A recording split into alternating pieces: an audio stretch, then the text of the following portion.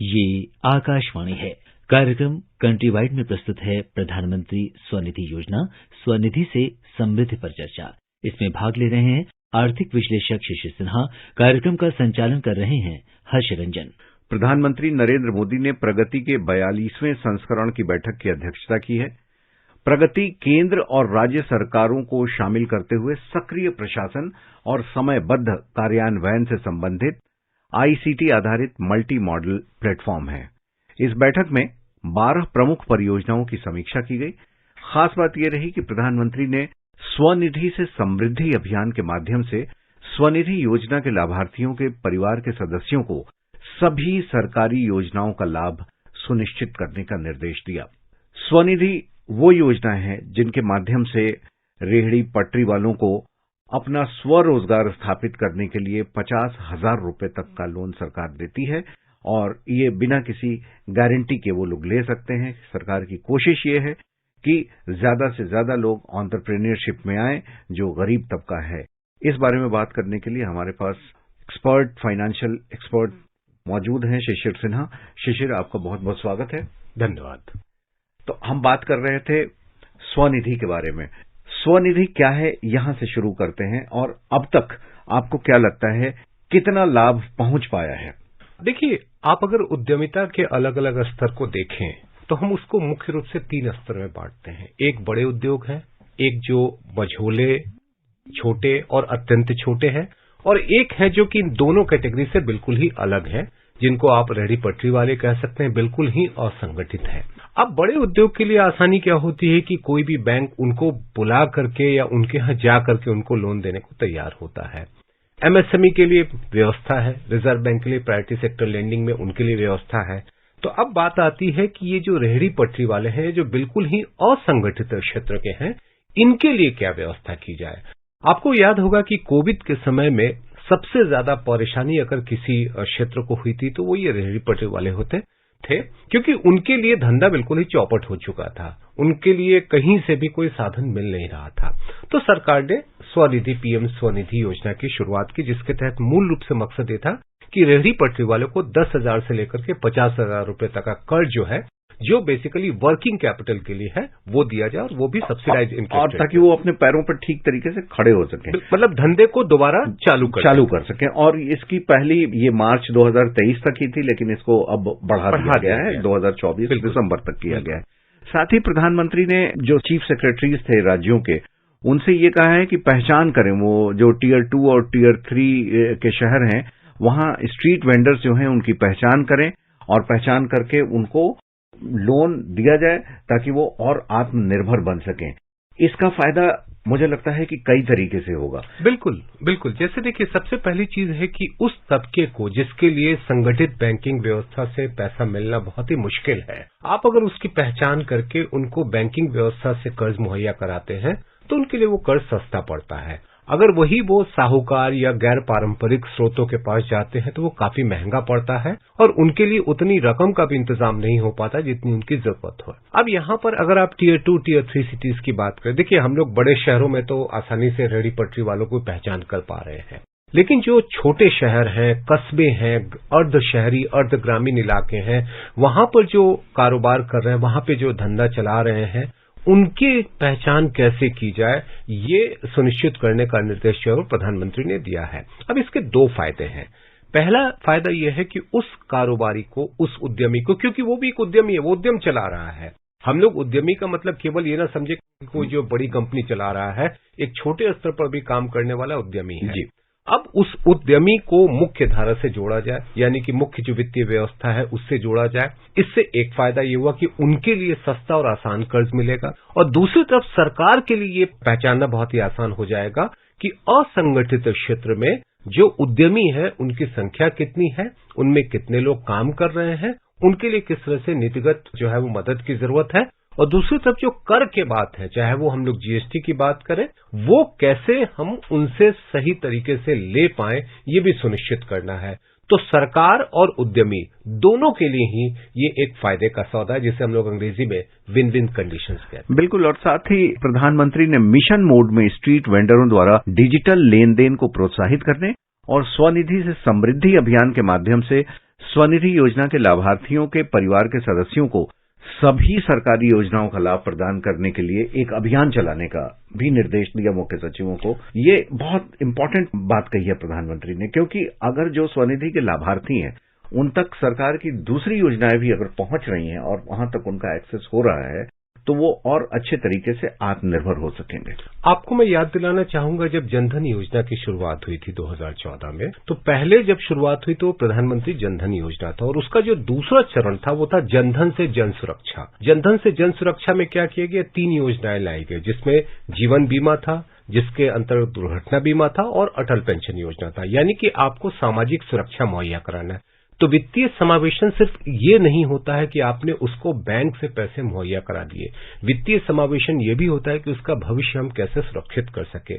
तो अब जो स्वनिधि से समृद्धि की बात की जा रही है उसमें एक मकसद ये है कि तमाम जो सरकारी योजनाएं हैं, जैसे मैं आपके उदाहरण के तौर पे कहूं, प्रधानमंत्री जीवन ज्योति योजना है या प्रधानमंत्री सुरक्षा बीमा योजना है, श्रम योगी है, जनधन योजना है, one nation one ration card है, जननी सुरक्षा योजना है, मातृ वंदना योजना है, इन सभी योजनाओं में जो स्वनिधि के लाभार्थी हैं वो शामिल हों और साथ ही साथ लाभार्थी के जो परिवार के सदस्य हैं वो भी शामिल हो।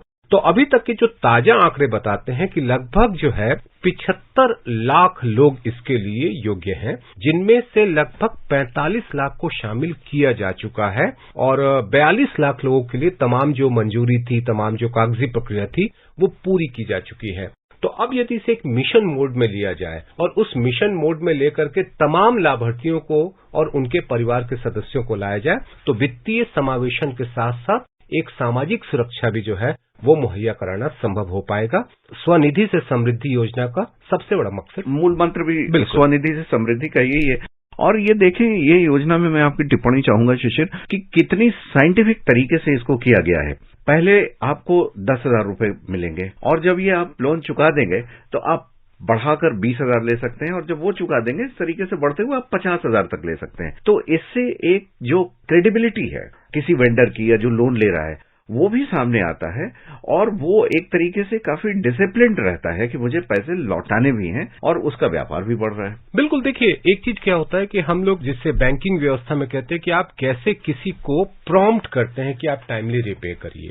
तो टाइमली रिपे करने का क्या तरीका है कि एक तो उसका कारोबार चल रहा है, तो आपने जब 10,000 रुपए उसको दिए, उसके लिए एक वर्किंग कैपिटल आया, उसने अपना कारोबार शुरू किया, कारोबार आगे बढ़ा, उसने 10,000 के बजाय 20,000 रुपए लोन लेने की बात सोची, वो बैंक देख रहा है कि ये 10,000 रुपए इसने समय पर चुका दिया और जो मेरे पास आंकड़े हैं वो आंकड़े ये बताते हैं कि जो फर्स्ट मतलब जो 10,000 का था उसमें 49 लाख एप्लीकेशन जो थे वो स्वीकृत किए गए थे, उसमें से 39 लाख को सैंक्शन किया गया, 37 लाख को डिस्पर्स किया गया और उसमें से करीबन 18 लाख ने रिपे कर दिया। अब ये जो 18 लाख है इसमें से सेकंड टर्म के लिए यानी कि 20,000 के लोन के लिए 16 लाख के करीब में एलिजिबल थे, जिसमें से करीबन 10 लाख को लोन दिया गया, उनमें भी लगभग 1 लाख लोगों ने पैसा रिपे कर दिया। तो अब वो थर्ड यानी कि 50,000 के लोन के लिए एलिजिबल है। अब जो 50,000 के लिए एलिजिबल है वो संख्या लगभग 91,000 की है, उसमें से लगभग 72,000 लोगों को डिसबर्स किया जा चुका है। तो एक बात तो साफ है कि ये जो छोटे जिसे हम कहते हैं कि कर्ज लेने वाले होते हैं उनका रिपेमेंट हिस्ट्री बहुत अच्छा होता है। अगर आप पूरे एनपीए बैंकों का एनपीए देखें तो जो बड़े लेनदार हैं उनकी स्थिति बहुत अच्छी नहीं होती है, लेकिन जो छोटी रकम के जो कर्ज लेते हैं, जो इसको हम लोग रिटेल बोरोवर्स भी कहते हैं, उनका ट्रैक रिकॉर्ड बहुत अच्छा रहता है। और पीएम स्वनिधि ने इस बात को साबित कर दिया है कि छोटे जो कर्ज लेने वाले हैं उनकी मंशा के ऊपर आप प्रश्न नहीं उठा सकते हैं और यही इस योजना की सबसे बड़ी सफलता है। मतलब उनका जो सिबिल का स्कोर होगा काफी बेहतर होगा। बिल्कुल। और ये जो आंकड़े आप देख रहे थे ये डैशबोर्ड है और डैशबोर्ड इससे पता चलता है कि ये कितना अपडेटेड है। बिल्कुल, ये रोज अपडेट हो रहा है और कोई भी यहाँ जाकर देख सकता है कि ये स्वनिधि योजना में कितने लोगों ने अप्लाई किया है, कितने लोगों का अप्रूव हुआ है और कितने लोन डिसबर्स हो चुके हैं, दिए जा चुके हैं। तो इससे ये पता चलता है कि योजना की निगरानी भी ऊपर के लेवल पर बहुत ही सख्ती से की जा रही है। और डैशबोर्ड पे आप ये भी देख सकते हैं कि किस राज्य में क्या स्थिति है और उस राज्य में लाभार्थी का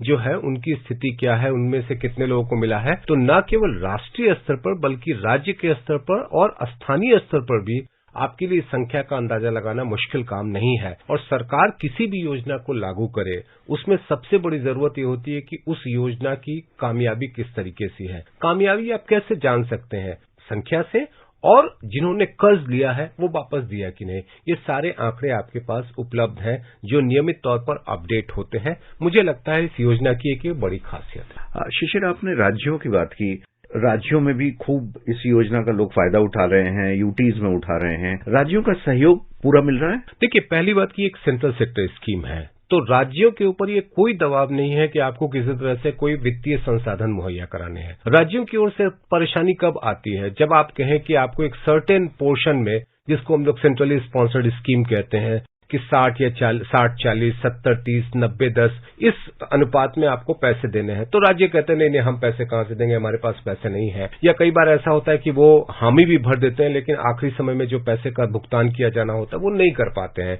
इससे उस योजना पर असर पड़ता है। ये चूंकि एक ऐसी योजना है जो कि एक सेंट्रल सेक्टर स्कीम है, यानी कि 100% supported by the central government है। तो अब इस योजना में पैसा कौन दे रहा है? सरकार नहीं दे रही है। इस योजना में पैसे जो है आपको बैंक और वित्तीय संस्थाएं दे रही हैं, और बैंक और वित्तीय संस्थाओं के लिए एक तरीके से ये एक एश्योरेंस भी होता है, क्योंकि एक सरकारी योजना है और वहां पर रियायती ब्याज की बात है, तो सब्सिडी भी उनको मिल जाती है। तो उनको अपनी लागत को लेकर के बहुत चिंता करने की जरूरत नहीं होती है कि जब ब्याज दर बहुत ज्यादा बढ़ेगा तो उनको कितना फायदा होगा या नुकसान होगा। मुझे लगता है कि इस वजह से राज्यों की भागीदारी जो है इस योजना में काफी उत्साहजनक है, क्योंकि उनके ऊपर किसी तरह का दबाव नहीं है वित्तीय भागीदारी करने की। उन्हें केवल फैसिलिटेट करना है, पहचान करना है। बिल्कुल। और साथ ही प्रधानमंत्री ने कल जो प्रगति की समीक्षा की, प्रगति के बारे में भी कुछ बताएं कि ये किस तरीके के समन्वय स्थापित हो रहे हैं राज्यों के साथ, और प्रगति क्या है? देखिए, प्रगति जैसा आपने शुरू में कहा था कि एक ऐसा प्लेटफॉर्म है जहां पर बड़ी परियोजनाओं की हम समीक्षा करते हैं, और बड़ी परियोजनाओं के बारे में अगर चाहे आप कहें कि एम्स का गठन किया जाना है, या फिर हम कहें कि बड़ी योजनाएं जो चल रही है अलग अलग राज्यों में उनकी क्या स्थिति है। जो कल जिन चीजों की समीक्षा की गई वो लगभग 1,21,000 करोड़ की जो लागत की परियोजनाएं हैं उनकी समीक्षा की गई, जिसमें से कुछ एम्स भी जो कि अलग अलग शहरों में स्थापित किए जा रहे हैं उनकी भी प्रगति की समीक्षा। जी, यहाँ मैं ये बताना चाहूंगा, आप जो बता रहे हैं शिशिर, कि इस बैठक में 12 प्रमुख परियोजनाओं की समीक्षा की गई, और इन 12 परियोजनाओं में से 7 परियोजनाएं स्वास्थ्य एवं परिवार कल्याण मंत्रालय की थी, जिसकी एम्स की आप चर्चा कर रहे थे। 2 परियोजनाएं रेल मंत्रालय की थी, और एक परियोजना सड़क परिवहन और राजमार्ग मंत्रालय, इस्पात मंत्रालय, पेट्रोलियम एवं प्राकृतिक गैस मंत्रालय की थी। और आपने बताया कि पूरी जो लागत इन सारी परियोजनाओं की है वो 1,21,300 करोड़ रुपए के आसपास है। इतनी काफी बड़ी परियोजना। जी आप। तो देखिए, होता क्या है कि जब परियोजना की निगरानी प्रधानमंत्री के स्तर पर हो तो परियोजनाओं को समय पर पूरा करने का दबाव बढ़ जाता है।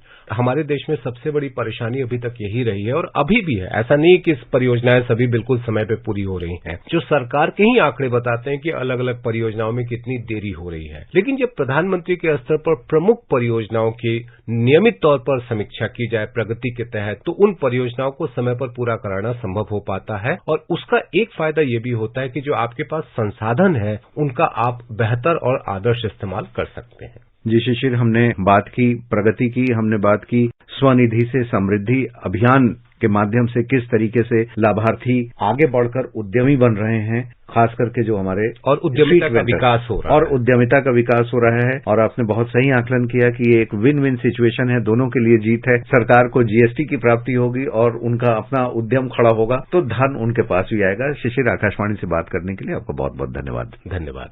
अभी आप सुन रहे थे प्रधानमंत्री स्वनिधि योजना स्वनिधि से समृद्धि पर चर्चा। इसमें भाग ले रहे थे आर्थिक विश्लेषक शिशिर सिन्हा।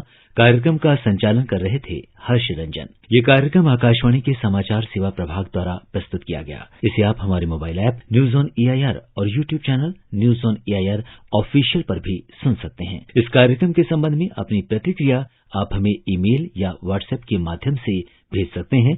ईमेल का पता है airnsdtalks@gmail.com और व्हाट्सएप नंबर है 9289094044।